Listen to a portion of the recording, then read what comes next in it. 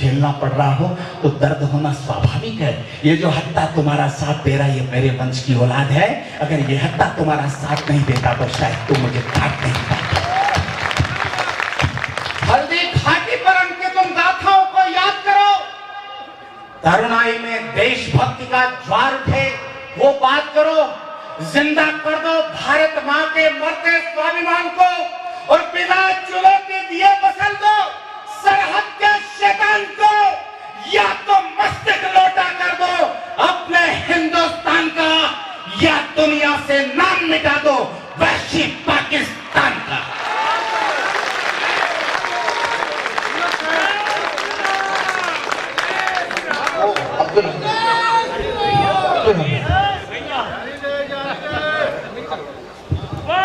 दोस्तों, समय की अपनी मर्यादा है। एक कविता का प्रस्ताव रखना चाहता हूं। अब्दुल हमीद एक बहुत अच्छी कविता आदरणीय योगेंद्र जी की कलम से निकली है। मैं चाहता हूं पूरा सदन इस प्रस्ताव पर मोहर लगाकर तो उस कविता के लिए आदेशित करें। मेरे मन की कविता है, आपके लिए प्रस्तुत करवा रहा हूं। मेरे भीलवाड़ा के पास अजमेर एक ख्वाजा साहब की दरगाह है। पूरे विश्व से लोग आते हैं जियारत करने के लिए। उन्हीं दिनों जब हेमराज और सुधाकर के शीश काटे गए तो उस देश का प्रधान हमारे देश में जियारत करने की इच्छा से अजमेर आना चाहता था। जयपुर में केंद्र की सरकार के तत्कालीन मंत्रियों ने खूब हाथ हिला हिलाकर, बिरयानी खिला खिलाकर उसका स्वागत किया, सम्मान किया।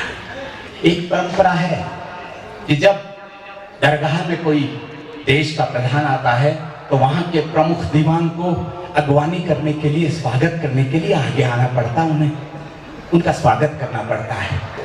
लेकिन तब हमारे दरगाह के तत्कालीन प्रमुख दीवान जनाब जैनुल आबेदीन अली खान साहब ने कहा कि मैं ऐसे देश के प्रधान की अगवानी नहीं करता जिसके मस्तक पर हमारे सैनिकों का लहू लगा हुआ दाग नजर आ रहा है। चलिए, आपने आज बहुत भारत माता की जयकार बहुत लगाई। मैं उस भारत माँ की विशेषता पढ़ना चाहता हूँ। उनके हृदय में क्या रहा होगा, उनके हृदय में क्या पीड़ा थी। जैनुल आबेदीन अली खान साहब की एक बड़ी कलम अब्दुल गफ्फार के रूप में जो 40 साल से मंचों की सेवा करती आ रही है, आज हमारे मंच पे है। मैं इनके समक्ष, इनकी उपस्थिति में, इनकी साक्षी में भारत माँ की विशेषता का वर्णन केवल 2-4 पंक्तियों में मुझे आदेश हुआ है कि मैं उस कविता का पाठ करूं। पिछले दिनों मैं कश्मीर गया, मुझे सेना के अधिकृत आदेश पर जवानों के समक्ष उनके उत्साहवर्धन के लिए कविता पाठ करने के लिए कश्मीर बुलाया गया। मैं गया, उसके एक दिन पहले एक शहादत हुई। मैं आया, उसके 7 दिन बाद फिर शहादत हुई। मुझे अच्छा नहीं लगा, लेकिन चूंकि मैं वहां जाकर आया और मुझे वहां पर ऐसे एक रेजिमेंट में कविता पाठ करने का मौका मिला जो 65 के युद्ध का एक महान शहीद योद्धा अब्दुल हमीद, जिसने पाकिस्तान के पैटर्न टैंकरों की धज्जियां उड़ा दी थी। 65 का युद्ध हौसलों से लड़ा गया था, हथियार नहीं थे हमारे पास। ये तमाम बड़े लोग जानते हैं। हमने हौसलों से युद्ध लड़ा। कहीं किसी माँ का आशीर्वाद योद्धा के साथ था, कहीं किसी बहन की राखी योद्धा के साथ थी, कहीं किसी पिता का दुलार उस योद्धा के साथ था। और हमने 65 के युद्ध में पाकिस्तान के छक्के छुड़ा दिए थे। मैं 65 के युद्ध के उस महान वीर की गाथा पर आना चाहता हूं, लेकिन चूंकि आज विवेकानंद जी की जयंती है, मैं भारत माता की विशेषता का वर्णन करते हुए आगे बढ़ना चाहता हूं, निवेदन करता हूं। ये पंक्तियां मैं खास तौर से समर्पित करना चाहता हूं सुनील जोगी साहब, जिनका बहुत सम्मान करता हूं। कविता के एक पुरोधा व्यक्तित्व जिनका मैं बहुत सम्मान करता हूं, मैं इनको समर्पित करता हूं कि जिस धरती का चरणामृत ही राम सेतु का सृजन करे, जिस यूं तो अनेक राष्ट्र है जिनके चरण सागर का जल पखारता है, मेरी भारत माता की विशेषता क्या है? पंक्ति शुरू करता हूं कि जिस धरती का चरणामृत ही राम सेतु का सृजन करे, अम्बरीश की प्रथम किरण ही हर दिन जिसका हवन करे, महादेव जिसके मस्तक पर अमरनाथ वन शोभित है, जिसकी विस्तारित परिसीमा शिव पुराण में वर्णित है, सिंध बंग कैलाश कभी इस भारत माँ का वैभव था, तक्षशिला का वो गुरुकुल भी इसी धरा का गौरव था, क्षत विक्षत ये काश्मीर तो स्वर्ग स्थली कहलाता था और गांधार से ब्रह्म देश तक भगवा ध्वज लहराता था। तिब्बत सिंगल हिंदू पुस्तक, तिब्बत सिंगल हिंदू पुस्तक भारत माँ की खाती थी। पंजाबी नदियों की कलकल राग प्रभाती गाती थी। अरे संत विवेकानंद हमारी धर्म ध्वजा फहराता था, तब जाकर बलिदानी भारत विश्व गुरु कहलाता था। तब जाकर बलिदानी भारत विश्व गुरु कहलाता था, तब जाकर बलिदानी। कोई फर्क नहीं। मैं वहां गया, मैंने अनेक लोगों से मुलाकात की सेना में, हिंदू, मुस्लिम, सिख, ईसाई, तमाम लोग भारत माता की पूजा और वंदना वैसे ही करते हैं जैसे एक हिंदुस्तानी करता है। बहुत सालों पहले सरकार ने एक फरमान जारी किया कि हम हिंदू मुसलमान की अलग अलग गणना करवाएंगे, सिख ईसाई की अलग अलग गणना करवाएंगे। सेना ने प्रतिकार किया। कहते हैं तब सेना के प्रमुख अधिकारियों ने कहा कि अरे तुमने 68 सालों में, 65-67 सालों में पूरे हिंदुस्तान को बांट दिया, इस सेना को तो माफ कर दो, इस सेना को तो मत बांटो। क्यों? कि मेरी भारत मां का चरित्र ये नहीं। बेटों की बच्चल्ली पर भी खेद नहीं करती, घर आंगन की मर्यादा में छेद नहीं करती। अरे हिंदू, मुस्लिम, सिख, ईसाई कौन पर आया है? भारत मां बेटों बेटों में भेद नहीं करती। भारत मां बेटों बेटों में भेद नहीं करती। मैं तमाम देश के उन शहीदों तक अपनी श्रद्धांजलि के शब्द पहुंचाना चाहता हूं, लेकिन एक सहारा लेना चाहता हूं। अब्दुल हमीद एक महान शहीद, जिसने 65 के युद्ध में पाकिस्तान को धूल चटा दी। मैं पंक्तियां शुरू करता हूं, बहुत छोटी कविता, केवल 6 मिनट की कविता। आप मुझे आशीर्वाद देते जाएंगे, मैं कविता को आगे बढ़ाता जाऊंगा। मैं 3 खंड में इस कविता का पाठ, बहुत छोटी कविता, 2-2 मिनट के खंड हैं। मैं इस कविता का पाठ करता हूं, निवेदन करता हूं कि हिंद की जय, हिंद की जय शोर चारों ओर था। घन विभेदी गर्जना का दौर भी घनघोर था। क्या गजब दीवानगी थी, क्या गजब उन्माद था, क्या गजब दीवानगी थी, क्या गजब उन्माद था, क्या गजब दीवानगी थी, क्या गजब उन्माद था। पाक की मुर्दानगी पर हिंद जिंदाबाद था, पाक की मुर्दानगी पर हिंद जिंदाबाद था। युद्ध सरहद पर छिड़ा ये रेडियो बोला अभी, चल दिया संकल्प लेकर युद्ध में हमीद भी। साथियों को ध्वंस के रणगीत गाते देखकर, सरजमी पर पाक पैटर्न टैंक आते देखकर, आसमासी तन गई थी आज उसकी दृष्टियां। सुर्ख रक्तिम हो उठी थी चक्षुओं की पुतलियां। हौसले थे तुंग, हिम्मत के शिखर भी चढ़ गया। हौसले थे तुंग, हिम्मत के शिखर भी चढ़ गया। और देश रक्षा के लिए हमीद आगे बढ़ गया। देश रक्षा के लिए, देश रक्षा के लिए हमीद आगे बढ़ गया। वो चला द्रुत वेग से अरी छातियों को चीरता, झुक गया अंबर पगों में देख उसकी वीरता। भारती का लाल अब्दुल दुश्मनों का काल था, सच कहूं तो सिंघनी के दूध का दिक्पाल था। आज तो उसकी रगों में आंधियों सा वेग था, फड़फड़ाते बाजुओं में जोश का अतिरेक था। थाम करगन हाथ में, थाम करगन हाथ में, थाम करगन हाथ में जब मुट्ठियां कसने लगी, थाम करगन हाथ में जब मुट्ठियां कसने लगी, तो पाक पैटर्न टैंकरों की धज्जियां उड़ने लगी। पाक पैटर्न टैंकरों की, पाक पैटर्न टैंकरों की धज्जियां उड़ने लगी। गीदड़ों की टोलियों में खौफ सा छाने लगा। आज तो यमराज अब्दुल मौत बरसाने लगा। दुश्मनों के जिस्म गाजर मूलियों से कट गए। पाक के वहशी दरिंदे बोटियों में बट गए। पस्त बुज़दिल बैरियों के हौसले ही पस्त थे। अरे 7 पैटर्न टैंक उनके सामने ही पस्त थे।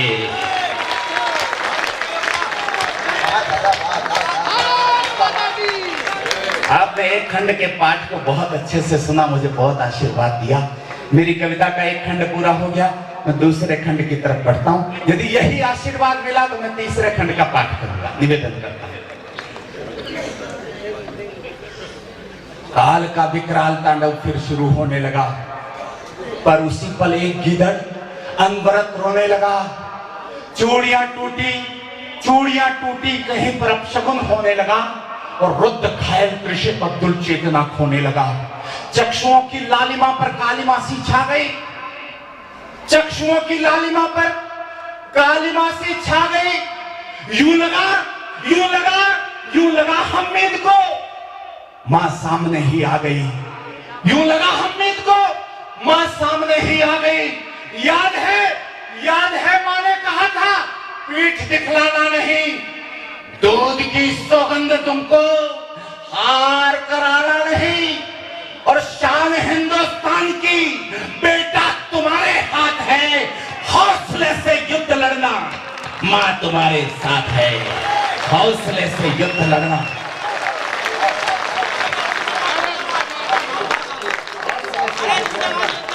हौसले से युद्ध लड़ना, मां तुम्हारे साथ है। एक साथी ने सुझाया जीप को मोड़े अभी, वक्त की आवाज सुनकर मोर्चा छोड़े अभी। वीर बोला मर मिटूंगा मैं वतन की शान पर, आंच भी आने न दूंगा भारती के मान पर। अरे मौत ही तो जिंदगी का आखिरी अंजाम है, पर पीठ दिखलाना समर में कायरों का काम है।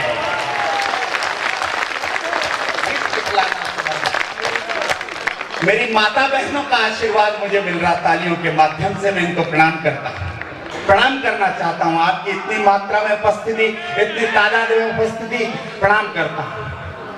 पीठ दिखलाना समर में कायरों का काम है, अस्मिता के प्रश्न पर तो प्राण भी लवलेश है, मातृभूमा भारती का कर्ज मुझ पर शेष है। आज बेला आ गई निज प्राण के बलिदान की, रक्त से रोशन करूं रण ज्योति हिंदुस्तान की। ये दुआ मांगी खुदा से धीर था रणधीर में, और हाथियों सा बल समाहित हो गया फिर वीर में। शेर सी हुंकार करके वो हिमालय बन गया, शेर सी हुंकार करके वो हिमालय बन गया, और दुश्मनों का काल फिर से मोर्चे पर ठन गया, दुश्मनों का काल फिर से मोर्चे पर ठन गया। जब माता बहनों का आशीर्वाद मिलता, मैं तो टिप्पणी भी करता हूं, इस देश को आजादी केवल चरखा काटने से नहीं मिली, इस देश को आजादी भगत सिंह, राजगुरु, सुखदेव की शहादत से भी नहीं मिली। इस देश को आजादी मिली तो उन माताओं की वजह से मिली जिन्होंने ऐसे पूत पैदा करके इस धरती पर न्यौछावर कर दिए साहब।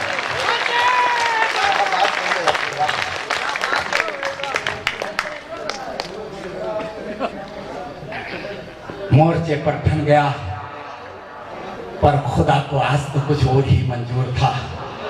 मैं तीसरे खंड का पाठ करना चाहता हूं। ये जो लोग बहुत आप मान सम्मान से कविता को सुन रहे, मुझे बहुत अच्छा लगा। जब भी कविता ने बहुत अच्छी पंक्ति दी, भाई मेरे लक्ष्मण नेपाली ने अच्छी कविता दी, अच्छी पंक्ति पर भाई साहब ने खड़े होकर तालियां बजाई, मुक्त कंठ से दाद दी, मैं इनको प्रणाम करता हूं। बहुत अच्छा आप सुन रहे। मैं तीसरे खंड का पाठ करना चाहता हूं। मैंने अब तक जो कुछ कहा जुबान से कहा और आपने कान से सुना, अब मैं जुबान से नहीं दिल से कहना चाहता हूं, और गुजारिश करता हूं कि अगली खंड की कविता दिल से सुन लेना। अगर आप दिल से सुनना चाहते हैं तो मैं तीसरे खंड का पाठ करता हूं, मुझे आशीर्वाद दीजिएगा।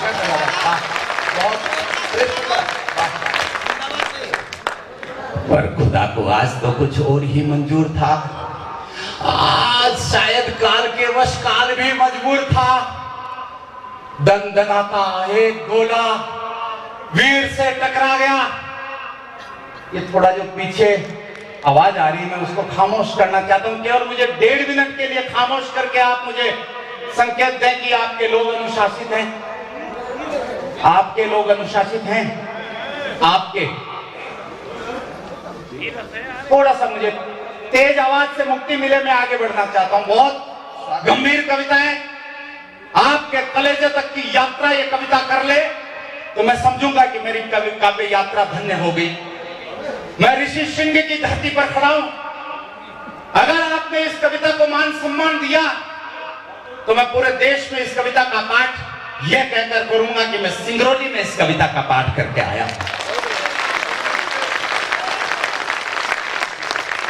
पर खुदा को आज तो कुछ और ही मंजूर था, आज शायद काल के वश काल भी मजबूर था।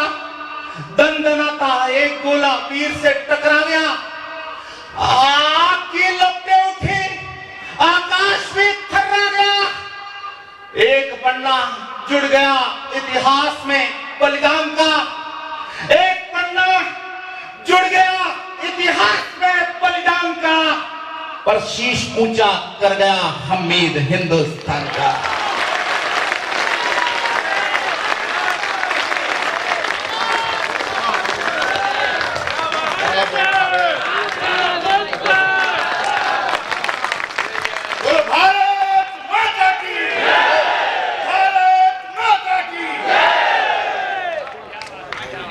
धामपुर एक छोटा सा गांव है साहब, जहां का हमीद रहने वाला था, जहां आज भी बिजली नहीं है। आज भी उस गांव में, छोटा सा गांव है, गाजीपुर के पास एक छोटा सा गांव है जहां का वो रहने वाला था। मैं उसका रिकॉर्ड देख, उसकी रेजिमेंट में कविता पाठ करके आया। गाजीपुर का एक छोटा सा गांव धामपुर, जहां का वो रहने वाला, उस गांव में आज भी बिजली नहीं। इस देश में पहले टीवी भी नहीं हुआ करते थे कि लोग खबरों को देख सकें। आजकल तो घटना घटित हो जाने से पहले खबर आ जाती है, तब ऐसा नहीं होता। गांव में कोई एक दो रेडियो हुआ करते थे, रेडियो पर खबर आती थी, लोग आपस में बात करके कहते थे उसकी खबर आ गई। इस बात का अर्थ हुआ करता था, इससे आगे कुछ पूछना और कहने की आवश्यकता नहीं होती थी। पंक्तियां पढ़ता हूं, मुझे आशीर्वाद देना। आप हौसला दोगे तो मैं पंक्तियां पढ़ पाऊंगा, नहीं तो पंक्तियां पढ़ भी नहीं पाऊंगा। एक पन्ना जुड़ गया इतिहास में बलिदान का, शीश ऊंचा कर गया हमीद हिंदुस्तान का, शीश ऊंचा कर गया हमीद हिंदुस्तान का। रेडियो की घोषणा से स्तब्ध पूरा देश था, गमजदा गमगीन उसके गांव का परिवेश था। धामपुर की धूल माटी ताल नदियां रो पड़ी, हर जवां बूढ़ी निगाहें गांव गलियां रो पड़ी। वो पिता का प्यार बोला, क्या खबर आई अभी? वो पिता का प्यार बोला, क्या खबर आई अभी? अरे मर नहीं सकता हमीदा, झूठ मत बोलो सभी, मर नहीं सकता हमीदा।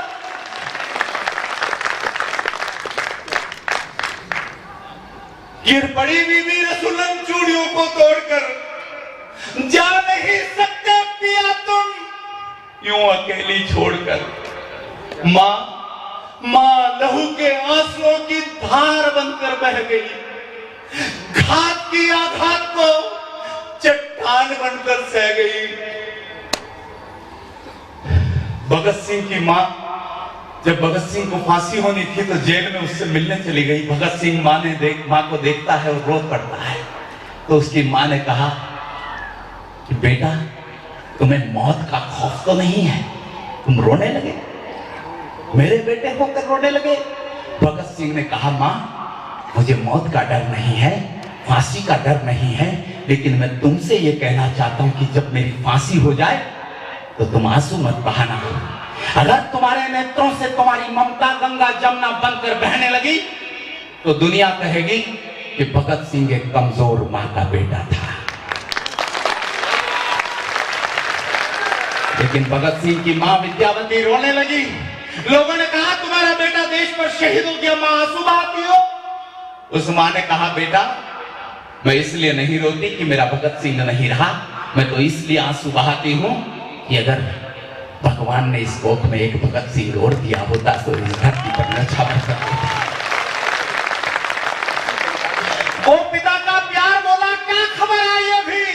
मर नहीं सकता हमीदा, झूठ मत बोलो सभी। और गिर पड़ी बीबी रसूलन चूड़ियों को तोड़कर, जा नहीं सकते पिया तुम यूं अकेली छोड़कर।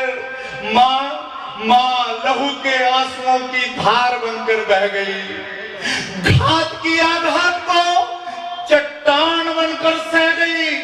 अरे सूरमा की शेरनी माँ, सूरमा की शेरनी माँ क्या गजब ही कह गई। पंक्ति पढ़ता हूं, एक शहीद की हिंदुस्तानी माँ इससे अधिक कुछ नहीं कह सकती थी। पंक्ति पढ़ता हूं, सूरमा की शेरनी माँ अरे क्या गजब ही कह गई। पीठ पर भी घाव है क्या, पूछती ही रह गई। पीठ पर भी घाव है क्या।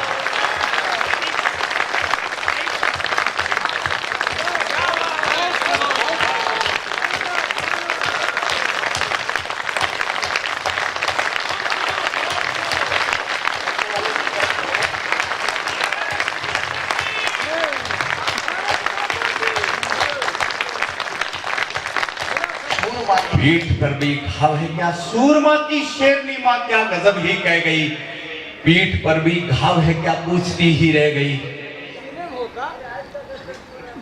एक हिंदुस्तान की मां अपने शहीद बेटे की शहादत पर इससे अधिक कुछ नहीं कह सकती, कुछ नहीं कह सकती।